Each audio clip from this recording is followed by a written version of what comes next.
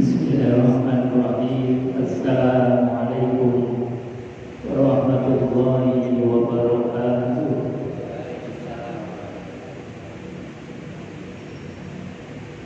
Bismillah, innal hamdalillah nahmaduhu wa nasta'inuhu wa nastaghfiruh wa na'udzu billahi min shururi anfusina wa sayyiati a'malina, may yahdihillahu fala mudilla lahu wa may yudlil fala hadiya lahu. Rabbi shrah li sadri wa yassir li amri wa hlul 'uqdatam min lisani yafqahu qawli. Wallahu ta'ala fi kitabil karim wa huwa asdaqul qa'ilin. A'udzu billahi as-sami'il 'alim minasy syaithanir rajim. Bismillahirrahmanirrahim. Ya ayyuhalladzina amanu taqullaha haqqa tuqatih wa la tamutunna illa wa antum muslimun. Sadaqallahu al-'azim wa sadaqa rasuluhul karim wa nahnu 'ala dzalika min syahidin walhamdulillahi rabbil alamin. Bapak Ibu hadirin jemaah pengajian Selasa malam Masjid Mujahidin yang dimuliakan Allah Subhanahu wa taala. Pertama dan yang paling utama tentu kita bersyukur kepada Allah karena saat ini kita ditakdir untuk bisa hadir di Raudhatan min Riyadhil Jannah, di taman-tamannya surganya Allah. Makanya ini yang kelihatan wajah-wajah surga semua insyaallah. Amin Allahumma amin. Karena baginda Rasulullah SAW bersabda, barang siapa yang menghadiri majelis ilmu maka dia sebetulnya menghadiri taman-taman surganya Allah. Dan barang siapa yang menghadiri majelis ilmu maka disitulah rahmat Allah diturunkan dengan diturunkannya malaikat-malaikat yang hadir di majelis-majelis ilmu, dan termasuk kita ini dibarengi oleh malaikat-malaikatnya Allah. Insya Allah kita termasuk min ahlil ilmi, min ahlil khair. Amin Allahumma amin. Bapak Ibu hadirin jemaah yang dimuliakan Allah Subhanahu wa taala. Ini sudah bab yang ke-11, artinya sudah separuh dari kitab Al-Barzanji kita kaji, kita pelajari. Sebelum kita lanjutkan di bab yang selanjutnya, mungkin ada pertanyaan, sanggahan atau tambahan dari apa yang kemarin-kemarin sudah kita kaji. Barangkali ada yang mau ditanyakan dulu, kalau ada. Kalau tidak ada, kita lanjutkan di bab yang selanjutnya. Di bab yang ke-11 ini Imam Al-Barzanji menyampaikan satu penggalan sejarah Rasulullah SAW di usia beliau 35 tahun. Walamma balagha sallallahu alaihi wasallam khamsan wa salasina sanatan, dan ketika Rasulullah umur 35 tahun, apa yang dilakukan oleh Rasulullah? Ternyata Rasulullah sallallahu alaihi wasallam di usia masih sangat muda, baru menikah 10 tahun. Karena beliau menikah di usia 25 tahun, di usia 35 tahun. Kalau 35 tahun menurut ukuran kita ya lagi kuat-kuatnya, lagi senang-senangnya. Ini usia 35 tahun Rasulullah SAW banat Quraisyunil Ka'bata linsida'iha bisuyulil abta'iyah. Banat Quraisyun, saat itu orang-orang Quraisy membangun kembali Ka'bah. Linsida'iha, karena Ka'bah itu sudah mulai banyak retak-retak, sudah hampir roboh. Kenapa? bisuyulil aqtahiyah, karena terjadi banjir. Jadi banjir besar di zaman sebelum Rasulullah Shallallahu Alaihi Wasallam ini diangkat menjadi seorang nabi dan rasul. Ya maklum, karena apa? Ka'bah itu letaknya di cekungan, kanan kiri utara selatan barat timurnya adalah bukit-bukit. Jadi persis di cekungan itu Ka'bah. Karena Ka'bah itu letaknya di cekungan, kalau dalam bahasa Qur'annya adalah biwadin ghairi dzi zar'in, satu lembah yang di situ tidak ada apa-apa, hanya tumpukan-tumpukan batu. Nyaris ketika terjadi hujan yang sangat lebat, karena tidak ada saluran yang bisa membuang air, itu air tertampung di cekungan persis di Ka'bah. Otomatis Ka'bah yang sering terjadi banjir itu terjadi kerusakan, retak-retak, bahkan zaman itu hampir roboh. Ya, kita lihat sendiri Ka'bah itu kan dibangun hanya tumpukan-tumpukan batu. Belum ada semen, belum ada lem, atau kalau sekarang kalau bata ringan itu pakainya apa? Apa? Perekat ini, semacam lem. Jadi belum ada zaman itu. Nyaris bahwa Ka'bah itu hanya tumpukan batu yang ditumpuk dengan posisi-posisi saling mengunci sehingga saling menguatkan. Otomatis ketika banjir, banyak air di situ, genangan mulai tinggi, bahkan Ka'bah sudah tidak terlihat, itu Ka'bah sudah mulai hampir roboh. Maka orang-orang Quraisy itu hendak membangun kembali, merenovasi kembali Ka'bah yang mulai retak-retak. Linsida'iha bisuyulil aqtahiyah, karena banjir dan hampir roboh, Ka'bah itu mau dibangun kembali. Wa tanaza'u fi raf'il hajaril aswad fa kullun arada raf'ahu wa raja. Wa tanaza'u, dan mulailah akan terjadi persengketaan. Mulai ada intrik-intrik, mulai ada yang sifatnya ini politis. Karena apa? Karena di situ ada batu mulia, dan batu mulia siapa yang meletakkannya itu termasuk suku yang prestisius. Siapa saja atau siapa dari suku-suku yang meletakkan dari Hajar Aswad, maka suku itu menjadi suku yang terhormat.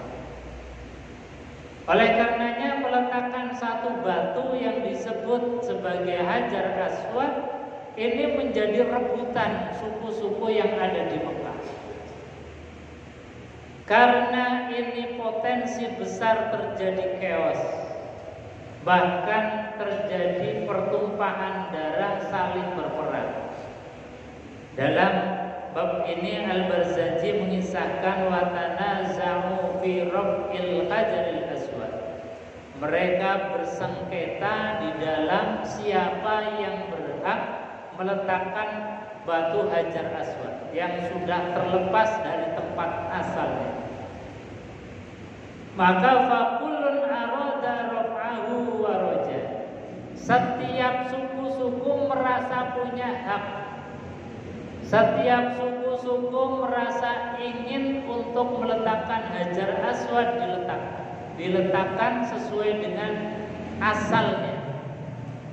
Maka potensi ini sekali lagi kalau tidak dikelola dengan baik dan bijak, ini hampir-hampir bisa menjadikan safkud dima atau pertumpahan darah. Dan ini betul-betul sudah Potensi ini sudah diambang mata. Potensi chaos pertumpahan darah hampir-hampir kalau tidak ada penengah yang bijaksana, maka akan terjadi pertumpahan darah yang besar. Karena ini adalah satu hal yang prestisius. Siapa yang bisa meletakkan Hajar Aswad, itulah suku yang dianggap terpandang. Wa'azumal qilu wal qal. Maka mereka suku-suku sudah mulai perang urat saraf kalau bahasa sekarang.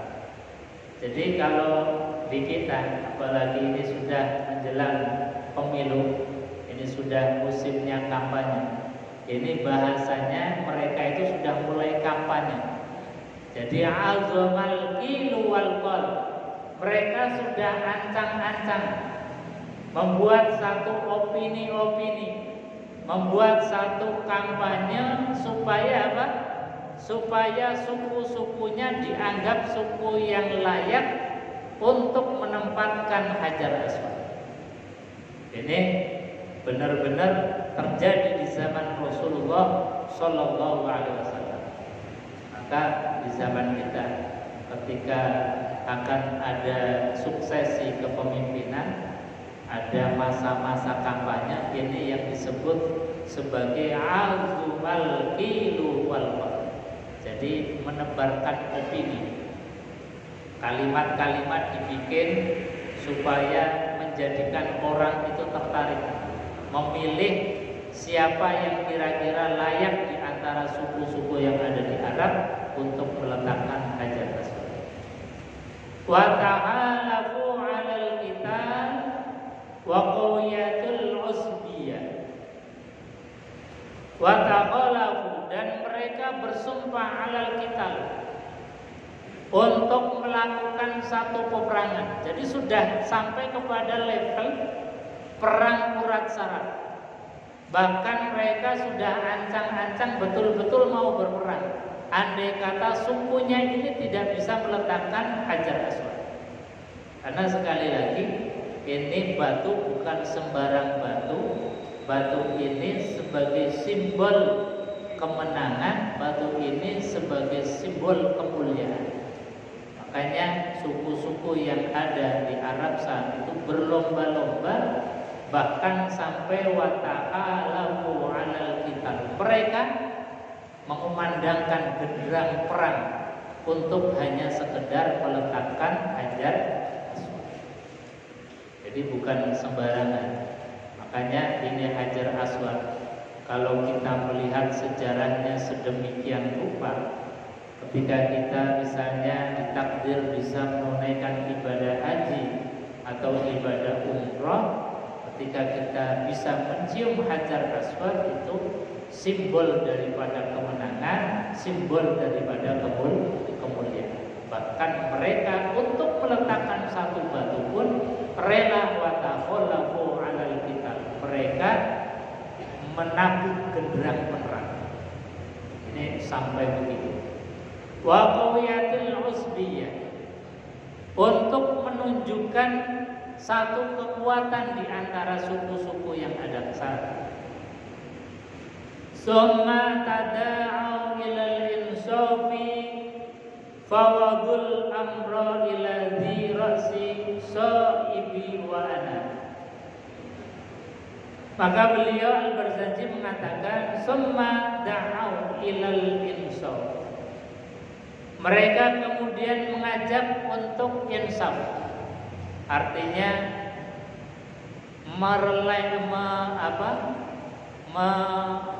merelai supaya tidak terjadi pertumpahan darah. Mereka insaf dari perang urat saraf. Mereka insaf daripada pertumpahan darah, maka lebih baik wa fawwadul amra ila dhi ra'si, menyerahkan urusan ini kepada seseorang yang disifati sebagai dhi ra'si, yang mempunyai pendapat yang mempunyai ilmu, mempunyai wawasan luas, mempunyai kebijaksanaan, mempunyai kearifan, serta kelemah lembutan. Nah, ini mereka kemudian punya inisiatif sepakat daripada ribut-ribut, daripada gontok-gontokan, bahkan sampai pertumpahan darah. Lebih baik mereka menyepakati, kita ini serahkan saja urusan menaruh Hajar Aswad kepada orang yang mempunyai kebijakan, yang mempunyai kelemah lembutan hati, yang bisa merangkul semuanya. Kemudian apa? Fahakama bitahkimi awwali dakhilin min babis sadana asy-syaibiyah.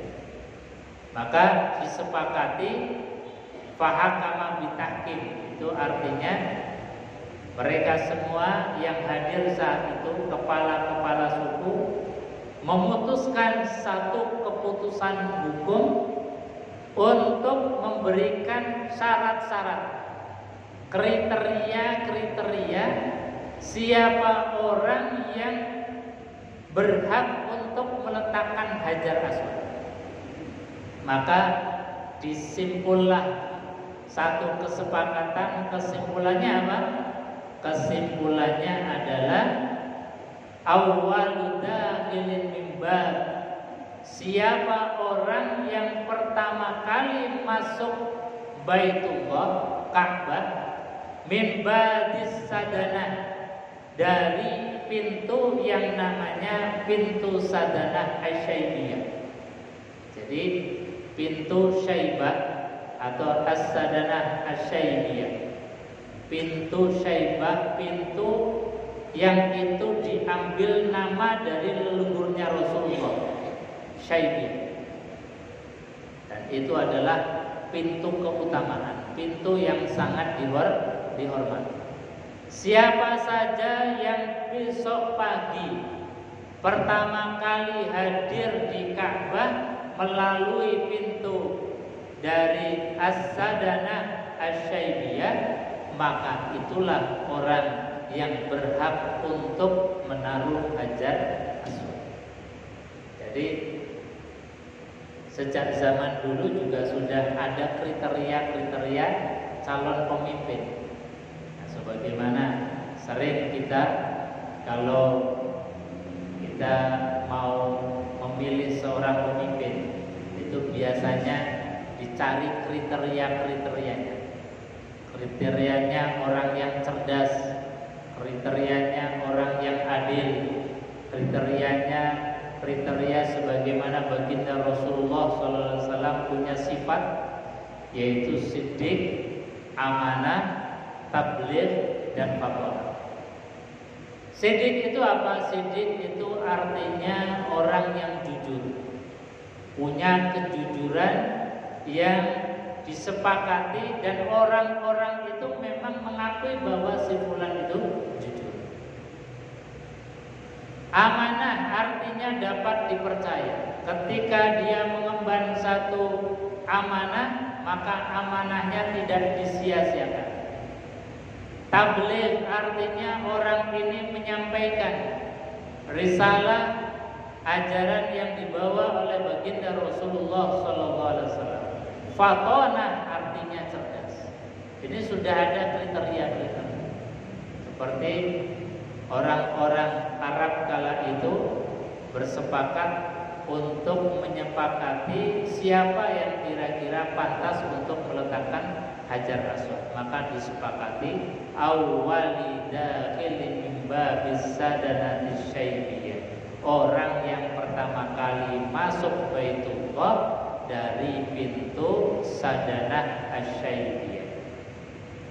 Fakana Nabi sallallahu alaihi wasallam, maka adalah baginda Rasulullah sallallahu alaihi wasallam awwal dakhilin, orang yang pertama kali masuk di Baitullah ke Ka'bah melalui pintu Sadanah Asy-Syaibiyah, Maka faqalu, semua orang itu yang tadi bersepakat mengatakan hadzal amin, hadzal amin.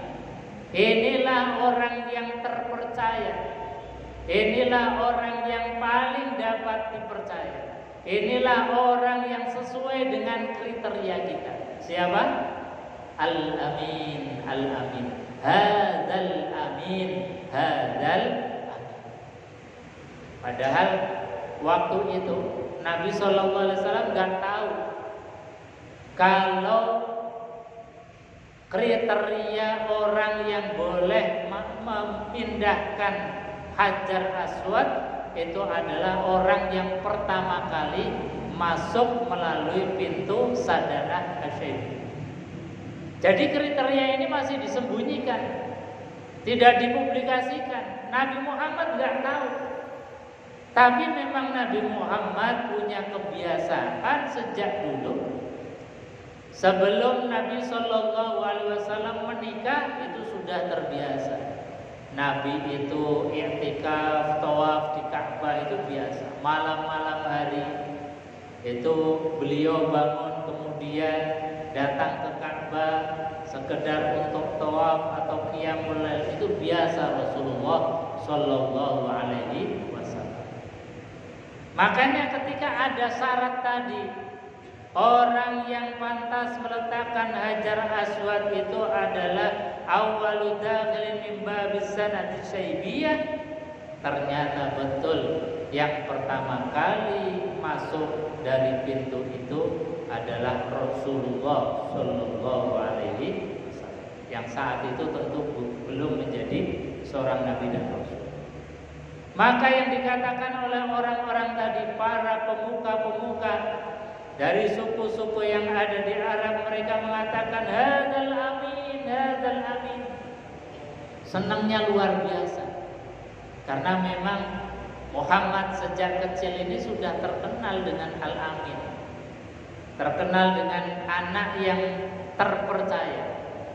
Maka ketika mereka itu tahu yang masuk pertama kali adalah Muhammad, mereka gembiranya luar biasa menyambut. Faqalu, mereka bersama-sama mengatakan hadzal amin, inilah al-amin, inilah al-amin. Jadi al-amin itu calon pemimpin besar, calon pemimpin besar. Nah, ini bukan kampanye, tetapi ini ucapannya dari suku-suku yang ada di Arab. Wa kulluna naqbalu wa narda. Maka mereka mengatakan wa kulluna, semua kami ini, naqbalu, menerima Muhammad, wa narda, dan rela ridho kalau batu Hajar Aswad ini diletakkan oleh Muhammad. Mereka sepakat, senang banget. Dikatakan bahwasanya naqbalu wa nardo, kami menerima, kami rela, kami ini legowo kalau memang yang harus meletakkan Hajar Aswad itu adalah Muhammad. Jadi Muhammad dalam usia 35 tahun itu menjadi sosok pemersatu bangsa Arab. Nabi Muhammad atau Muhammad dalam usia 35 tahun bisa meredakan potensi-potensi konflik yang sudah diambang mata, yang mereka sudah siap untuk angkat senjata, tapi mereka akhirnya mengatakan kulluna naqbalu wa narda. Semua kami ini sepakat, kami semua menerima, kami semua rela, ridho kalau batu Hajar Aswad ini bukan kami yang meletakkan, bukan suku-suku kami, siapapun tidak berhak kecuali Muhammad ini yang sudah kita sepakati, karena Muhammad ternyata yang pertama kali masuk Baitullah dari pintu Sadanatis Syaibiyah. Fa akhbaru bi annahum radu, maka mereka itu kemudian memviralkan, kalau bahasa sekarang, Jadi mengabarkan ke seluruh penjuru bahwa ternyata sudah ada calon yang mau meletakkan Hajar Aswad ini, yang diridhoi oleh semua suku-suku. Bi'annahum radu, karena mereka itu sudah rela ikhlas ayyakuna sahibal hukmi fi hadzal mulimi wa waliya.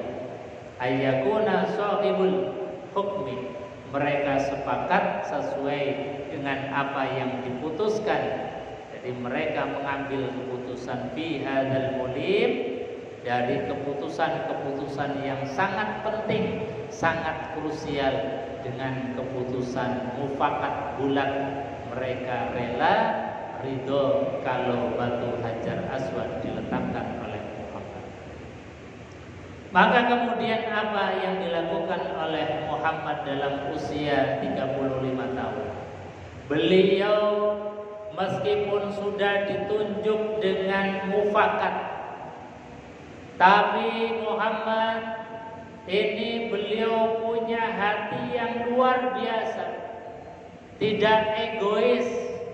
Tetapi apa yang dilakukan oleh Rasulullah, fawadu'al hajaru fi saubin. Rasulullah sallallahu alaihi wasallam menggelar serbannya, kainnya beliau itu kemudian digelar. Setelah digelar, wadu'al hajar, kemudian meletakkan batu Hajar Aswad itu di tengah-tengah kain. Setelah diletakkan di tengah-tengah kain, apa yang dilakukan oleh Rasulullah? Apakah beliau membawa sendiri? Tidak. Nabi sallallahu alaihi wasallam summa amara an tarfa'ul qabaila jami'an ila murtaqa. Nabi sallallahu alaihi wasallam kemudian memerintahkan masing-masing kepala-kepala suku, kepala-kepala kabilah itu memegang di ujung kain yang tadi sudah digelar oleh Rasulullah sallallahu alaihi wasallam. Luar biasa senangnya kaum itu. Para pemuka-pemuka suku, pemuka-pemuka kaum, mereka sepakat, senangnya luar biasa. Setelah menunjuk Nabi Muhammad atau Muhammad di usia 35 tahun, ternyata Muhammad bukanlah orang yang egois. Ternyata masih nguwongke kita, kata mereka. Jadi mereka masih diuwongke, dianggap masih sebagai kepala suku. Mereka diminta oleh Rasulullah memegang di pinggir kain yang kemudian digotong bersama-sama itu Hajar Aswad. Mereka akhirnya betul-betul mengatakan bahwa Muhammad ini adalah sosok yang luar biasa, punya wisdom, kebijaksanaan, punya hati yang legowo, punya hati yang jembar, dan punya nilai-nilai kepemimpinan yang memang sudah mulai tampak dari kepribadian Rasulullah sallallahu alaihi wasallam. Nah, pertanyaannya, kenapa Nabi ini punya wisdom, punya kebijaksanaan yang begitu luar biasa? Jawabannya adalah sebagaimana kajian-kajian yang sudah kita pelajari kemarin, bahwa memang Allah sudah mempersiapkan Nabi Muhammad sedemikian rupa. Lahir sudah dalam keadaan yatim piatu.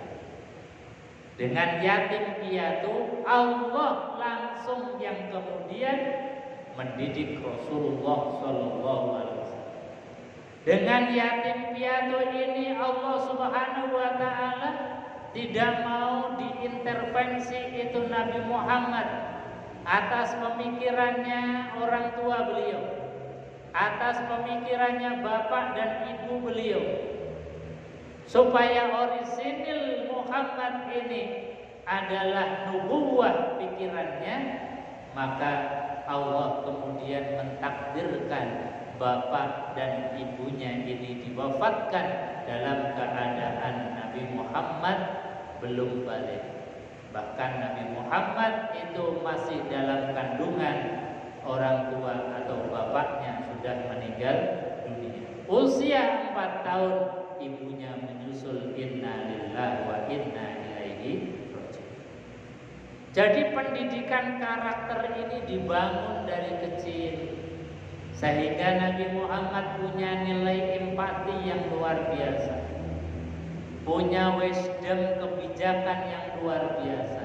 Ini memang karena Nabi disiapkan oleh Allah bukan hanya sebagai pemimpin kaum muslimin, bukan hanya menjadi pemimpin kaum orang beriman, tetapi Rasulullah Shallallahu Alaihi Wasallam disiapkan untuk menjadi pemimpin yang rahmatan lil alamin, pemimpin sebagai alam semesta dunia.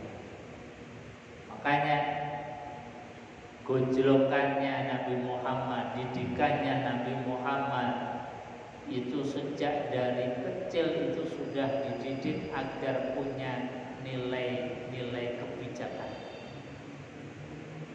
Makanya kemudian di usia 35 tahun sangat tampak kepribadian Rasulullah Sallallahu Alaihi Wasallam ketika kaumnya ini sudah diambang perpecahan, maka disatukan kembali oleh Rasulullah Sallallahu Alaihi Wasallam. Beliau mengatakan amaro antarfa'ul qabail jami'an. Semua kepala-kepala suku itu disuruh untuk pegang ujung-ujung daripada saum atau kainnya Rasulullah Sallallahu Alaihi Wasallam, untuk kemudian dibawa ini batu diletakkan di tempat asal mulanya dari Hajar Aswad. Farafa'uhu ila maqarrihi min ruknin hadikal baniyah. Maka kemudian mereka mengangkat semuanya. Hajar Aswad diletakkan di satu tempat atau di bangunan yang memang sudah disiapkan untuk tempatnya Hajar Aswad. Yang sampai sekarang itu kita melihat bahwa Hajar Aswad itu di satu rukun atau di satu pojoknya Ka'bah. Jadi Ka'bah itu ada 4 pojok. Ada pojok atau rukun yang namanya rukun Hajar Aswad. Itu yang di sana ada Hajar Aswad.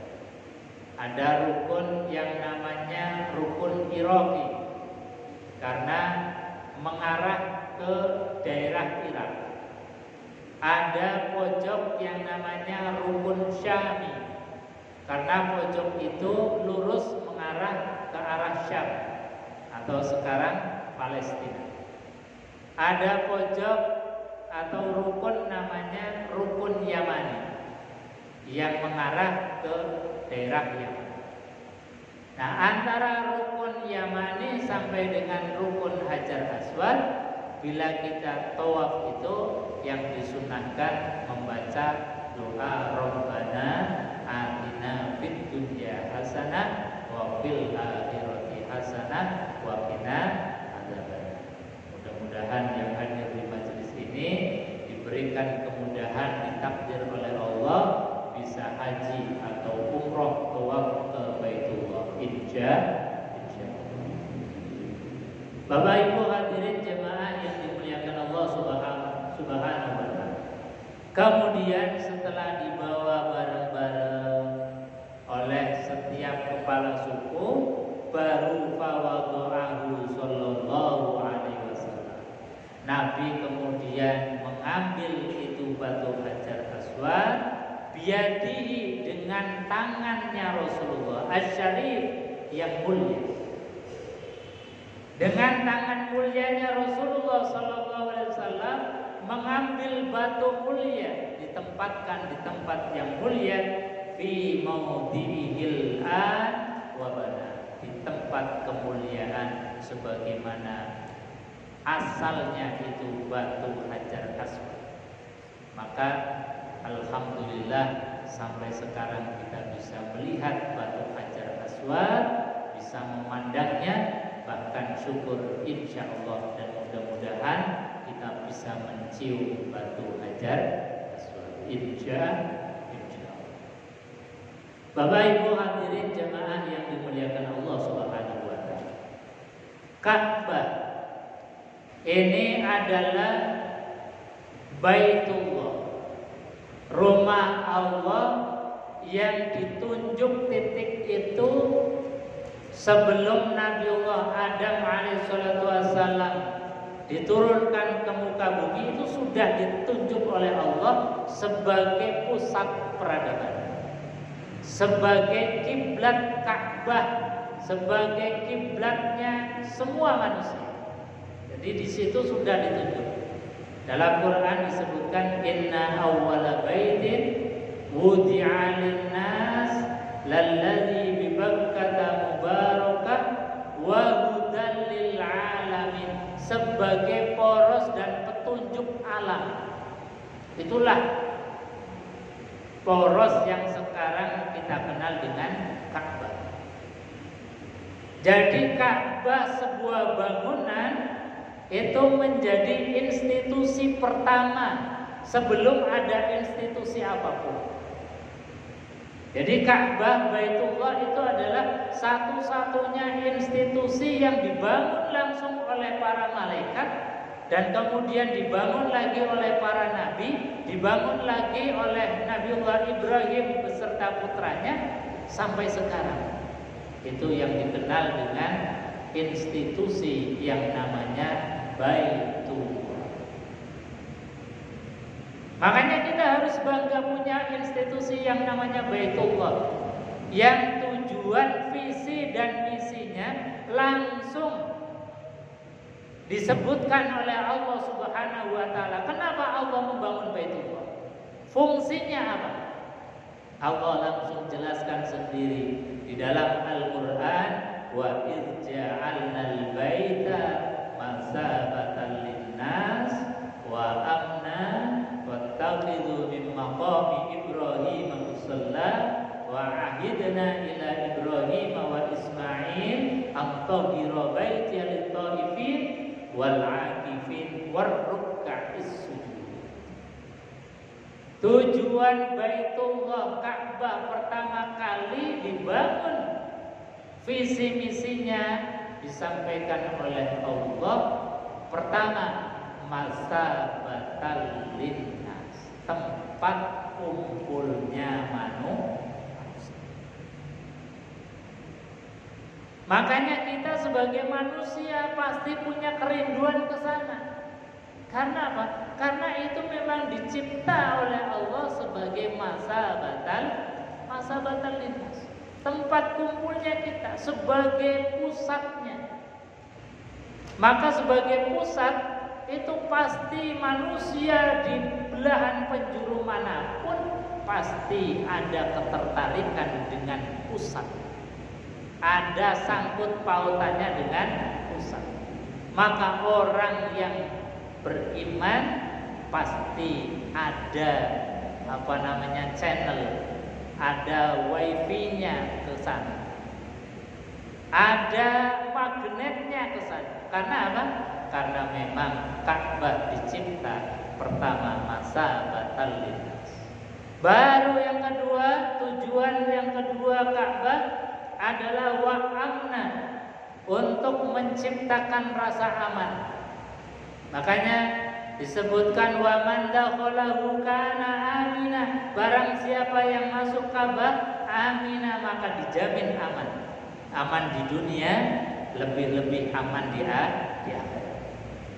Maka kalau kita haji atau umroh, sempatkan masuk ke dalamnya Ka'bah. Ustaz, Ka'bah itu kan ditutup pada pintunya. Ternyata Ka'bah itu ada bagian yang terbuka yang disebut sebagai Hijr Ismail. Jadi kalau bisa sempatkan kita bisa masuk ke sana, syukur bisa sholat 2 rakaat. Ini janjinya Allah dalam Al-Qur'an, wa man dakhalahu kana amina, barang siapa yang masuk Ka'bah maka dijamin aman oleh Allah Subhanahu.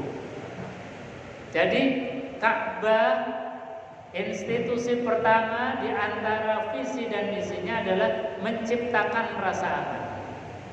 Makanya ketika kita membangun Baitullah, masjid-masjid di berbagai tempat, tujuan utama kita bangun masjid harusnya sama ketika Allah menciptakan Ka'bah, visi misinya harus sebagai tempat kumpulnya manusia.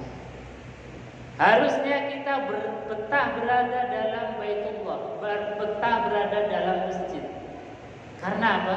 Karena hakikatnya masjid kita ini, kata Rasulullah, adalah baituka, bahwa masjid sejatinya, kata Rasulullah, al-masjidu baitu kulli mu'min. Masjid itu hakikatnya adalah rumahnya kita. Jadi rumah yang hakiki kita ini ya ini masjid ini. Jadi kalau kita ini ke masjid, ini artinya pulang ke rumah kita. Kalau kita jauh dari masjid, rasanya ada kekangenan, rindu untuk pulang ke rumah kita sendiri. Nah, kalau rumah yang setiap hari kita tinggal itu apa namanya? Kata Rasulullah, baituka kal maqabir. Rumahmu yang setiap hari kita istirahat sana, tinggal di sana, tidak lain dan tidak bukan hanya laksana kuburan belaka. Kuburan kalau kita bongkar isinya hanya onggokan tulang dan kumpulan daging-daging belaka. Itulah rumah kita. Rumah kita sejatinya adalah kuburan. Maka ketika rumah kita tidak ada di dalamnya sholat, tidak ada di dalamnya bacaan Al-Quran, dilihat dari langit gelap gulita, tidak ada cahaya sedikit pun. Makanya Rasulullah SAW mengingatkan kepada kita, nawiru buyutakum bis-sholat wa qiraatil Quran. Terangi rumahmu dengan sholat dan dengan bacaan Al-Quran. Inilah institusi yang namanya masjid atau Baitullah. Jadi masjid tempat kumpulnya kita, tempat menciptakan rasa. Wattakhidhu min maqam Ibrahim musalla, dan ambillah di tempat Maqam Ibrahim dekat Ka'bah itu ada situs namanya Maqam Ibrahim. Di Maqam Ibrahim kita disuruh sholat. Jadi ketika kita habis tawaf, itu tawaf sholat sunnah. Nah, sholat sunnah itu kalau bisa di belakang Maqam Ibrahim. Karena tadi wattakhidhu min maqami Ibrahim musalla. Ambillah di Maqam Ibrahim itu tempat sholat. Wattakhidhu min maqami Ibrahim musalla wa ahidna ila Ibrahim wa Ismail an tahira baitiya lit-taifi. Maka bersihkanlah tempat itu karena akan banyak tamu yang datang untuk tawaf. Jadi fungsi Baitullah itu diantaranya setelah tadi untuk kumpul, untuk menciptakan rasa aman untuk sholat, juga lit-taifin untuk tawaf, wal akifin dan juga untuk iktikaf. Nah, tawaf ini hanya khusus ada di Baitullah. Kalau yang lain di masjid-masjid ini sama tujuan fungsinya. Dan yang terakhir uniknya visi dan misi daripada Baitullah adalah disebutkan oleh Allah warruk'is sujud, untuk tempat ruku sujud berjamaah. Jadi fungsi ruku dan sujud justru disampaikan oleh Allah di ayat ini sebagai fungsi yang terakhir. Fungsi yang pertama yaitu masabatan linnas wa amna, untuk tempat kumpulnya manusia dan untuk menciptakan rasa aman. Maka masjid-masjid kita ini ayo jadikan sebagai masjid yang betah, supaya kita kalau kumpul di sini rasanya betah, kalau jauh dari masjid rasanya rindu. Kemudian masjid fungsikan untuk menciptakan rasa aman. Masjid tentu tidak bisa menciptakan rasa aman, karena masjid ini bangunan. Tentu yang menciptakan rasa aman itu adalah ahli masjid, yaitu kita, orang-orang yang berada di dalam masjid. Insya Allah kita termasuk orang-orang yang memakmurkan masjid, sekaligus bisa menjadikan sebagai pilar peradaban untuk menciptakan rasa aman. Amin Allahumma amin. Bapak Ibu hadirin jemaah yang dimuliakan Allah, itu untuk kajian pada malam hari ini. Mari kita tutup dengan doa kafaratul majelis bersama-sama. Bismillahirrahmanirrahim. Subhanakallahumma wa bihamdika asyhadu an